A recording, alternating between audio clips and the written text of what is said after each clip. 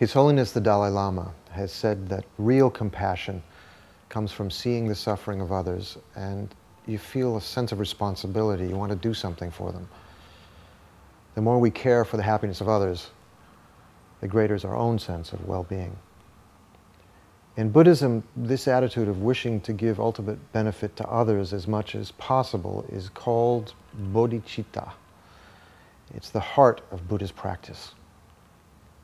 Now, we all know an eye for an eye only makes the world blind. We hear this wisdom, but how can we really practice it?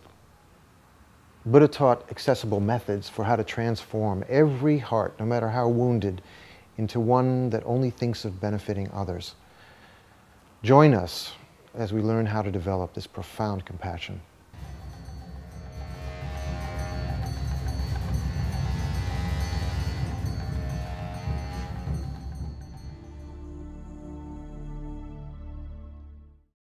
At the beginning of each of our teachings, we have been setting an appropriate motivation.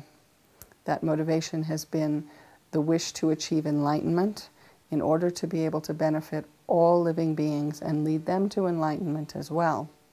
This intention, this wish, is actually the mind of Bodhichitta and is known also as the mind of enlightenment.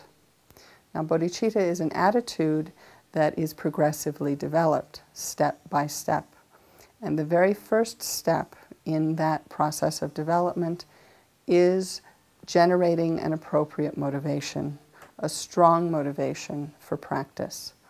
And so before listening to these teachings, in your mind, make a strong determination to be able as quickly as possible to reach the state of Buddhahood, not for yourself alone, but in order to benefit all living beings.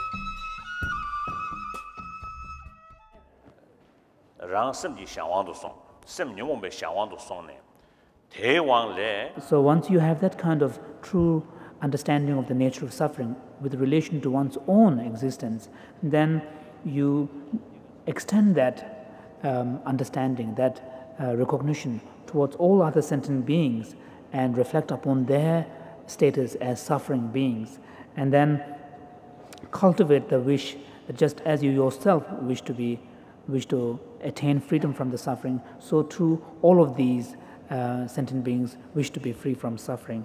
And so in that way you cultivate a great compassion and the wish that all sentient beings enjoy happiness, which is the freedom from suffering. That is the loving kindness. So on the basis of compassion that wishes others to be free of suffering, and loving kindness that wishes others to enjoy happiness, then you cultivate a sense of a special responsibility.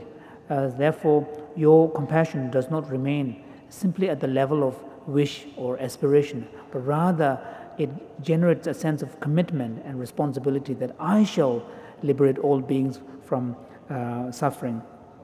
And this kind of extraordinary sense of responsibility will lead to the eventual realization of bodhicitta, which is the altruistic intention, aspiring to attain Buddhahood for the benefit of all beings. The bodhicitta is like the central axle of the Mahayana path. So therefore, it is this factor of bodhicitta which determines whether or not you are within the fold or outside the fold of the Buddha Safa practitioners. So if you lack the bodhicitta, this altruistic intention, no matter how other powerful practices that you may have, such as the realization of emptiness, even direct realization of emptiness, or even nirvana that you may have attained, none of these practices become the conduct of a bodhisattva. When you have the quality of bodhicitta, realization of bodhicitta, then even a simple act of virtue, such as feeding the ants, giving food to the ants, which may seem a kind of an insignificant activity, but because of your bodhicitta motivation, this altruistic intention, even these simple acts are transformed into conditions for attainment of full enlightenment. And so in a way, it is like an elixir that transforms base metals into gold.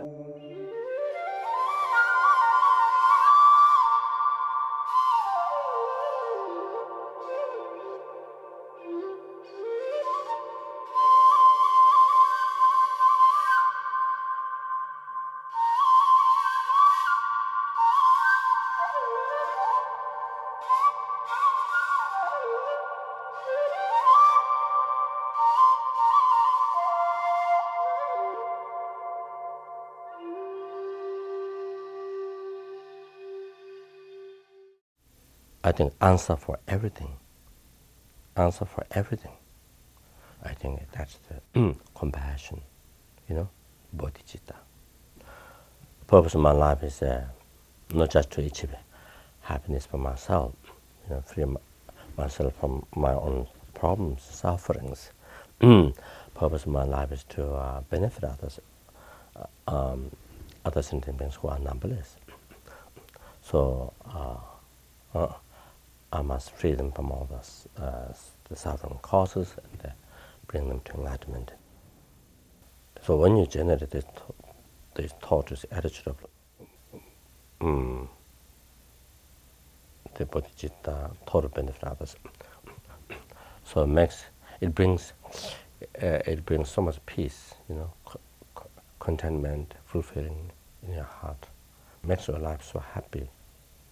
So usually there's two ways to develop bodhicitta. One technique to develop bodhicitta is through 7 techniques of mind, cause, and effect.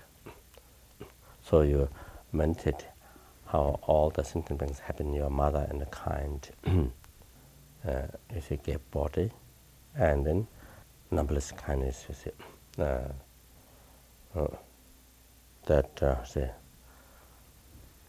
protect one's life from dangers.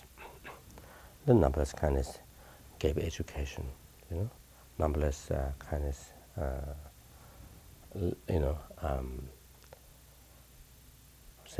bear so much hardship for one's own happiness.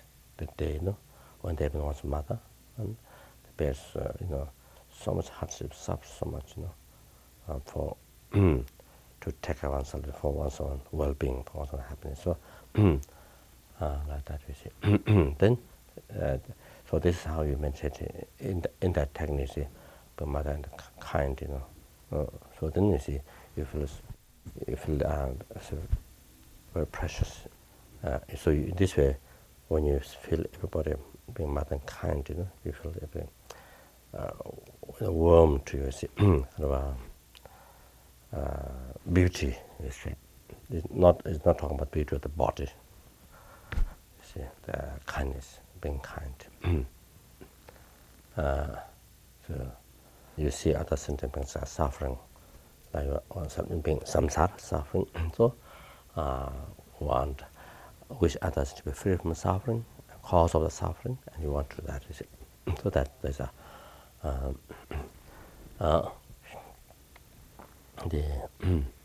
when you take the responsibility on yourself, to cause happiness to others, that's the mahana, the loving kindness. And this is my turn. This is my turn is to help them. So I must free them from all. You see, I will free them from all the sentient beings, with all the sentient beings without exception, from all the suffering and causes, bring them to enlightenment by myself alone. So you take the full responsibility on yourself. Then, the success of that, there's no other way except first myself to achieve enlightenment. so that when that thought rises naturally, day and night, you see, without any effort, just while you are, eating, walking, this thought naturally rises. Like the you see, mother whose child fell in the fire or drowned, you see, in the river or you see, oceans, something like that. Then mother, while she's eating, while she's walking, all the time, constantly she think of that child to save. You see, that without any effort, just couldn't. So like that is thought to, and then you see, so like that you see, thought to achieve enlightenment. To free the sentient beings from all the suffering causes and bring them to enlightenment. So that time, the one has a realization Bodhichitta. So, but without Bodhichitta, we can't achieve enlightenment. So you can see now clear, without compassion, cannot achieve enlightenment yourself, and cannot enlighten, you see, cannot liberate all the sentient beings from all the sufferings and bring them to enlightenment. Cannot be profitable to the sentient beings. So therefore, it's now here the compassion is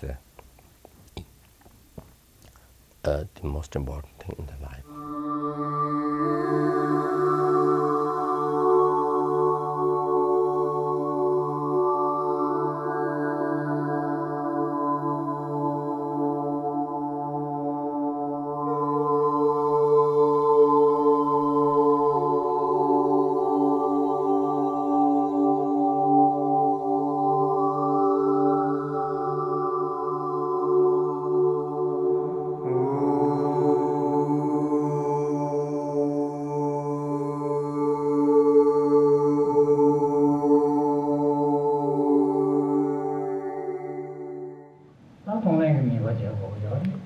One of these verses of Bodhichitta in the training says, this chronic disease of constantly cherishing oneself, of the chronic disease of egoism, it is actually the cause of all the unwanted circumstances.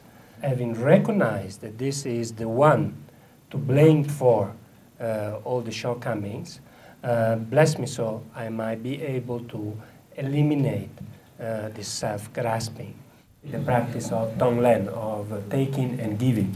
This is an incredible powerful practice, incredible powerful meditation, and the immediate result, good result that you have on training your mind on the basis of Tonglen is that you will be able to develop a very uncommon, powerful courage. You become really brave-hearted, very brave, so brave that you that nothing will be able to shake you anymore. You become as brave as being that kind of courage that you are sure you can take upon yourself the burden of all sentient beings, and you're able to give to all sentient beings whatever they need from yourself alone. So it means that once you have acquired so much courage by training your mind, you won't be harmed by delusions anymore. Delusion arises in your mind, but you'll be able to conquer them right away. So once you have given, once you mentally, you have trained of giving, of being able to give yourself to others to that extent, the quality of your happiness will increase tremendously. It is actually the best happiness you can find. If something happens to you when you have trained your mind so much with this meditation of giving, and taking upon yourself the sufferings of sentient beings and giving out whatever goodness you have, you cannot experience anymore any loss because mentally you have given it already. So instead of encountering sufferings upon having losses, your mind becomes happier and happier. The actual meditation on taking and giving is as you should try to meditate in this way. So first of all, you just visualize yourself surrounded by all sentient beings. Then you should begin gradually First begin with yourself. You think of your own sufferings first. The sufferings of today, the sufferings of tomorrow, the suffering of this life, the sufferings you might and then increase it with the suffering of future life and so forth until you are comfortable accepting your own sufferings ripening upon yourself. Then slowly move over to your parents, move over to your parents, move over to your kids, move over to your husband or to your wife, to your family. And then you move over, once you're comfortable with that, you increase with all your friends. Once you're comfortable with that, you increase with all your enemies. And once you're comfortable with that, you increase with all the strangers, all the human beings. Then once you're comfortable with that, you increase with all the animals, and so on and so forth. You gradually build up the strength of your courage and your meditation until you're able to embrace all sentient beings. The meditation of taking and giving. In Tibetan, actually, Stone Land means giving and taking. But from the point of view of the practice, you first take and then give. You first take upon yourself and then you give out. So once you have this, on the basis of this feeling of compassion, begin to think that all these sufferings, the sufferings of the hell beings, of cold and heat, the sufferings of hunger and thirst, of the predators and so on, each of them, for each sentient beings, think that they come out of these sentient beings like a huge black cloud. And in the nature is the sufferings of the sentient beings and the causes, all those non-virtuous actions which bring as a result that type of suffering, and they just ripen on you. They just absorb right in the center of the heart, where the self-cherishing thought stays, right there, and destroys it. They think that it ripens completely everything on yourself. And by doing this, think that I'm freeing all my mother sentient beings from their sufferings. They're ripening upon me right now. Therefore, from now on, all my mother sentient beings, they will dwell in the irreversible happiness, and I myself alone am doing this. So generate a great joy at the end of your meditation of having been able to do and being able to do so. So at this point, once you have taken in this way gradually, then it is a moment of giving. Giving is done, taking is done on the basis of great compassion, wanting all sentient beings to be free from suffering. This is the meaning of compassion. So now you give with love. What is the meaning of love? Love, the wish of all sentient beings to be happy, to possess all their happiness, temporary and ultimate happiness that they wish for, in accordance with their desire, exactly as they desire. By using your breath with your visualization, mounting it with love and compassion to give and to take, it becomes quite powerful and a quick method to realize the mind of enlightenment.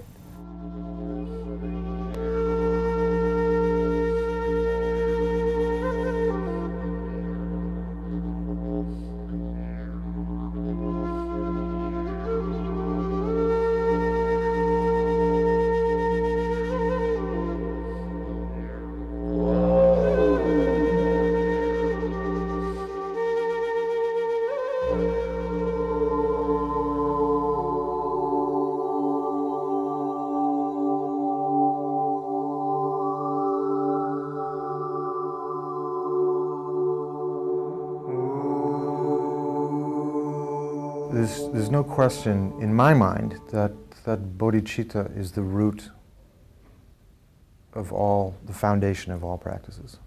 Without bodhicitta, none of it makes any sense. It doesn't have any power to it. There's no juice to it.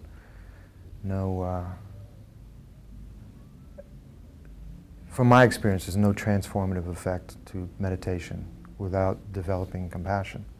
It becomes a bit dry and ineffectual.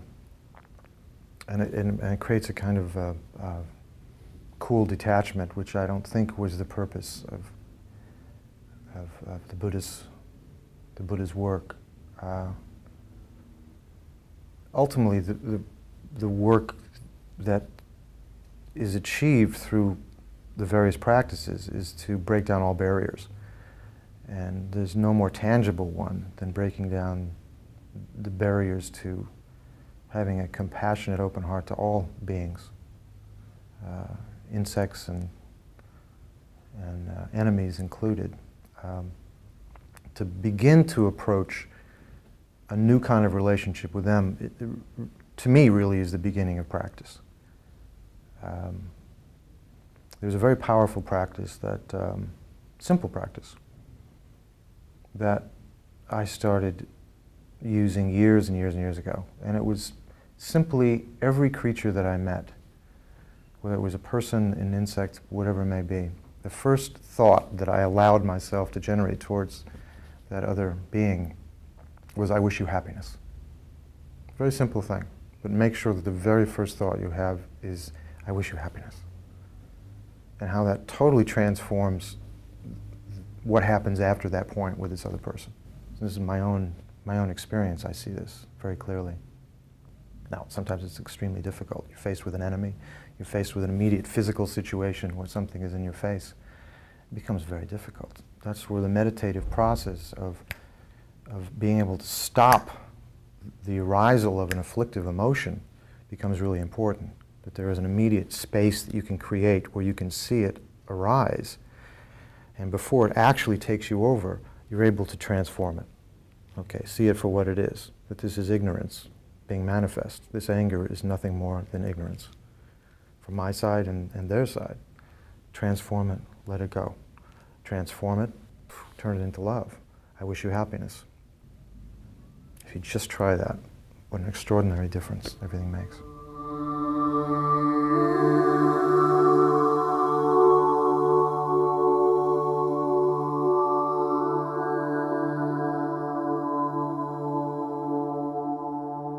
Giving birth is an amazing experience, and for me the pain was so intense that it really allowed my mind to focus in a way that I very rarely, if ever, can otherwise.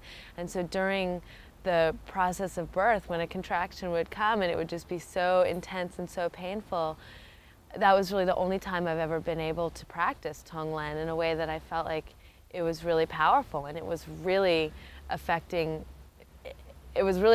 my mind, and it was the only thing that allowed my mind to get through that process. Because if I would freak out and lose concentration for a minute, the pain would just be so overwhelming I couldn't handle it. But then if I could just think of all the others out there who had either experienced that kind of pain in similar situations, or the numerous other kinds of pain that people are experiencing all the time, and I could think of trying to take on their suffering and to experience it and take it away from them in what I was feeling, it somehow helped to keep it much more focused, and it helped to keep it bearable.